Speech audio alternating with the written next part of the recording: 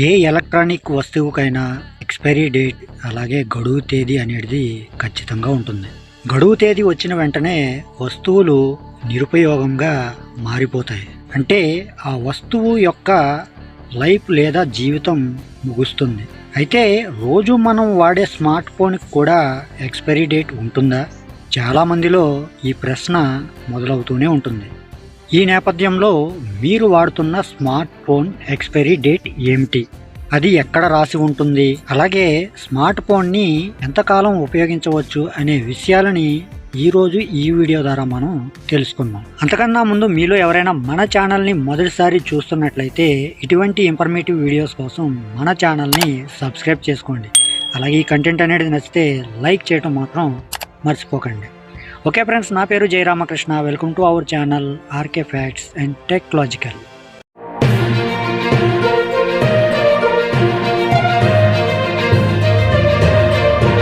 Smart phone అనేది electronic device లేదా ఒక పరికరం.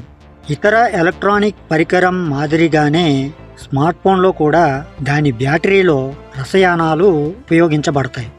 ఇది కొంత సమయం తర్వాత గడువు ముగుస్తుంది. అయితే ఈ రోజుల్లో స్మార్ట్ ఫోన్లు ఫిక్స్డ్ బ్యాటరీలతో వస్తున్నాయి.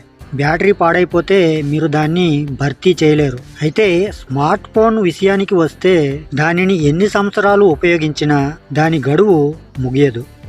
వాస్తవానికి స్మార్ట్ ఫోన్కు నిర్దిష్ట గడువు తేదీ అనగా ఎక్స్పైరీ డేట్ అనేది ఉండదు.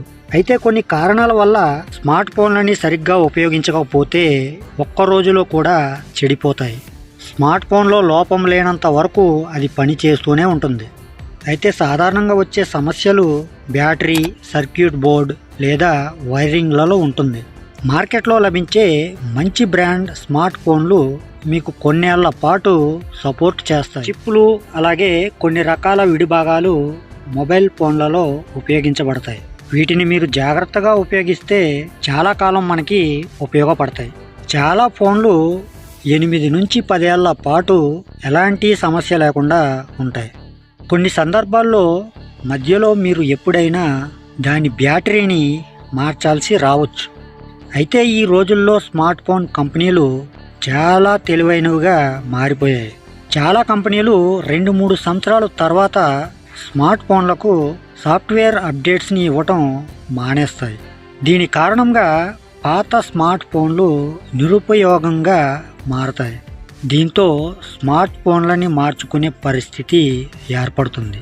ఆ కంపెనీలు 2-3 సంవత్సరాల తర్వాత యాక్సరీస్ తయారు చేయటం ఆపేస్తాయి.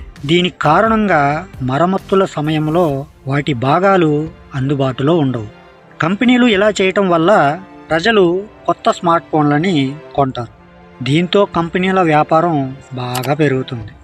అంతేకాని స్మార్ట్ ఫోన్కి ఎక్స్పైరీ డేట్ అనేది ఉండదు. సో ఫ్రెండ్స్, అర్థమైంది కదా, ఎటువంటి ఎలక్ట్రానిక్ వస్తువుకైనా ఎటువంటి ఎక్స్పైరీ డేట్ అయితే ఉండదు.